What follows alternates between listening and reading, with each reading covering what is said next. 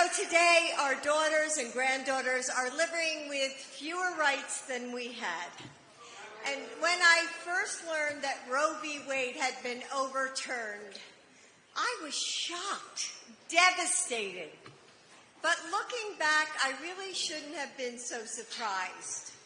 I knew that Donald Trump had handpicked 3 justices to restrict reproductive freedom.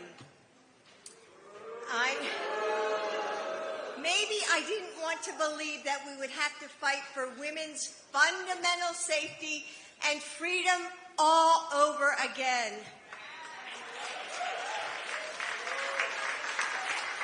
Women of my generation, and I see a couple of you out there,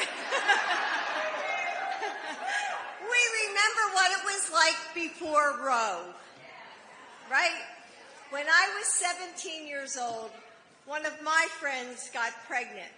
It was the late 60s, and abortion was illegal in Pennsylvania, where I grew up. And my friend told me that she would have to get a psychiatric evaluation declaring her mentally unfit before the doctor would perform the procedure to end her pregnancy. So I went to see my friend in the hospital, and then I cried the whole way home. When she was discharged, she couldn't go back to her house. So I gathered my courage and I said to my mom, "Can she come stay with us?" My mom didn't hesitate. Of course she can. And she never told a soul, including, as far as I know, my dad. We never spoke about it again. Secrecy, shame, silence, danger, even death. That was the reality back then. And that's where Donald Trump has left women today. Less safe and less free. Right now in America, Trump abortion bans are in effect in more than 20 states across our country. And this is really important. The next president will likely choose new Supreme Court justices. Our next senators will decide whether to confirm them. And our children and our grandchildren will have to live with the consequences. But first, you get to decide. In Arizona, we have to pass Prop 139.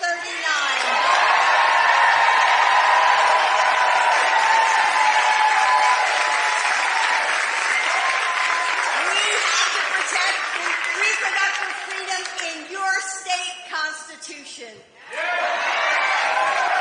But that's not enough. We have to elect Kamala Harris and Tim Walz. We have to elect Ruben Gallego so he can join Mark Kelly in the Senate. That's the only way to prevent Donald Trump from banning abortion nationwide. And from we're not going back. And from undoing the protections that you will pass in November.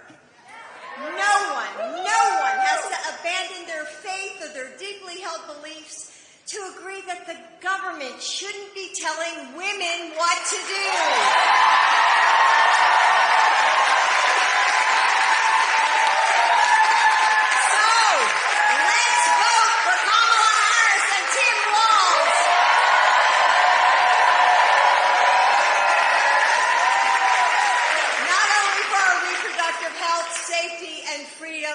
But for the generations of women who have fought for our rights, for all the men who understand that this is their fight too,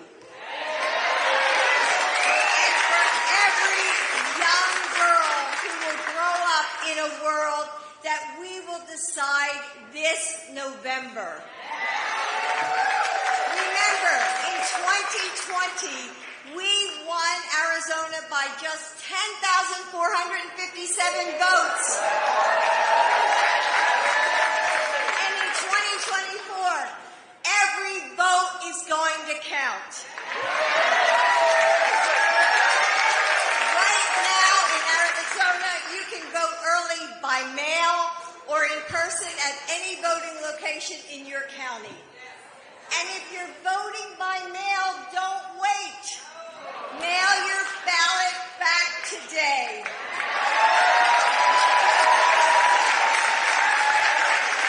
Then help your families and your friends and your neighbors do the same.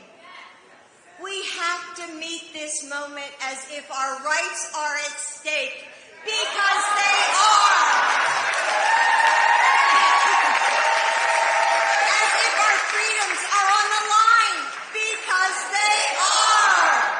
With determination, with persistence, with urgency, we will vote for a new generation of leaders. We will choose a new way forward.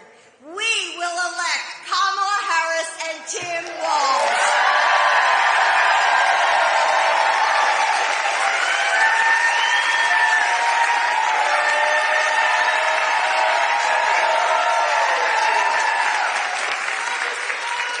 So last year, I met Kate Cox from Texas.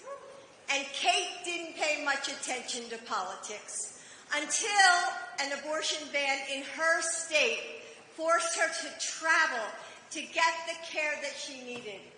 Kate, thank you for sharing your story and for being here with us.